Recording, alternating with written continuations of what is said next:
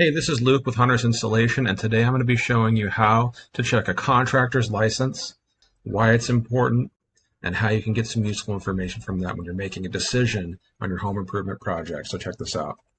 So we're going to go to the Contractor State License Board website. It's going to be cslb.ca.gov.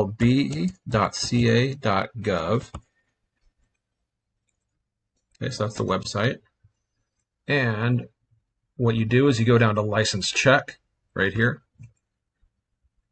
Go down, you can look up by business name, personnel name, but usually the best thing to do is their license number. If you have it, we'll start with mine, 1059930.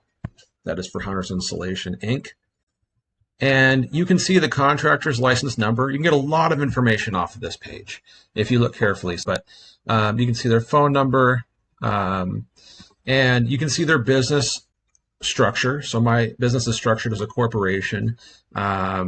I feel like, the companies that are a little more established and a little bit larger, more professional companies tend to be structured as some type of a corporation as opposed to like a single owner. So that's one thing I'll look at.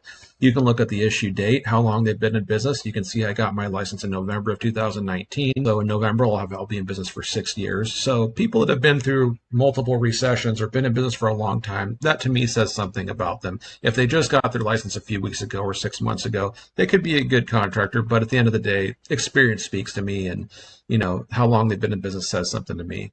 Now, reissue date, because I went from a sole ownership to a corporation, it was technically considered a separate entity. So you'll see this sometimes. A lot of businesses contractors will start this way. Well, they'll start as a single owner, and then they'll structure it to a corporation, and they'll reissue it. So license status, is the license active? Of course, we want to see that it's green and active. You can look at their classifications. So classifications means that there are different classifications or types of licenses you can get as a contractor. For example, a general contractor usually is going to be a Class B license. And then specialty trade licenses, like myself, I'm an insulation contractor, is a C2. C39 is roofing. I think C10, if I'm not mistaken, is HVAC. And there's different classifications. And if you click on those classifications, you can see what they can do. So for my example, an insulation and acoustical contractor installs any insulating media and preformed architectural acoustical materials for the purpose of temperature and or sound control. So that means I can also do acoustical, soundproofing type of insulation as well. And in addition to that, if you can also do other projects in addition to what you're doing. So let's say, for example, of a specialty contract with my classification. If I'm doing an insulation job where I'm removing and replacing somebody's attic insulation, and while we're also there, we can do something that's supplemental that's going to add to that. So example, we're going to add some attic ventilation, change some ducts out, add some radiant barrier. These might not necessarily be within the scope of insulation, but you're allowed to do that. If it's anything beyond that, where you're talking to remodel or larger projects involving multiple trades, really you're going to need a general contractor's license. So look at their classification. You can see that they make sure they maintain their bond history. Now here's an important one that often gets overlooked, the qualifying individual. So every contractor, every construction company has to have someone that qualifies for the license. And in the state of California, the requirements are that you have 4 years minimum of journey level experience.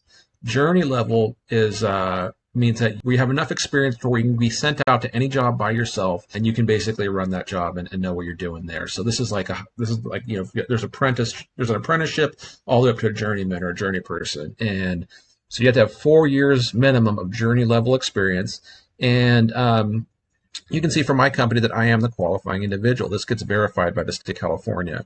So that's something to look at when you're hiring a contractor. Who's the qualifying individual? Because that's the person who has the knowledge and the experience to be running the business. Sometimes you'll see people where there's maybe a partnership or multiple people in that corporation, that business, where one person's maybe better with the business and the number side, and the other person's maybe better with the trade knowledge. But it's important to make sure that the person with the trade knowledge is actually involved with the day-to-day operations of the business, because that is a requirement. And you can see if they have workers' comp or not, and you can see their workers' compensation history.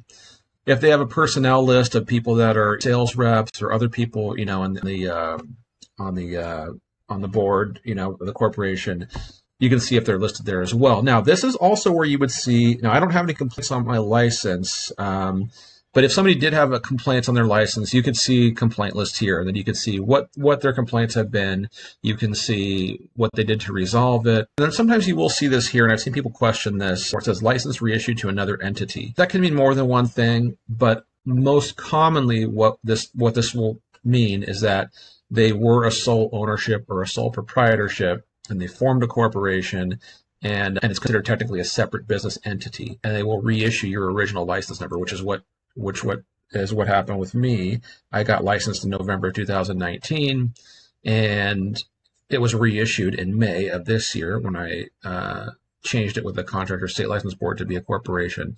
So this is some very important information. So yeah, if I'm hiring a contractor, I'm going to be looking at this. I'm going to be looking to see how long they've been in business. I'm looking to see if they have any complaints. I'm looking to see their license status, or if there's ever been any suspensions in the past. I'm looking to see who's the qualifying individual and to make sure that they are active in the day-to-day operations of the business. And I'm also going to look at their insurance. I'm going to want to see insurance, not just workers' comp, but a general liability policy.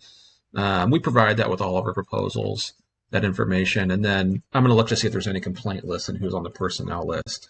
So this is really some important and useful information that's a key part of making a good decision when you're hiring somebody to improve your home. Because if somebody is not licensed, not experienced, doesn't have the proper insurance coverage, the project can go okay, but when it doesn't, it's going to be a problem. So worth taking a look. If you ever have any questions about how to check a license, please feel free to reach out. I'm happy to help out however I can.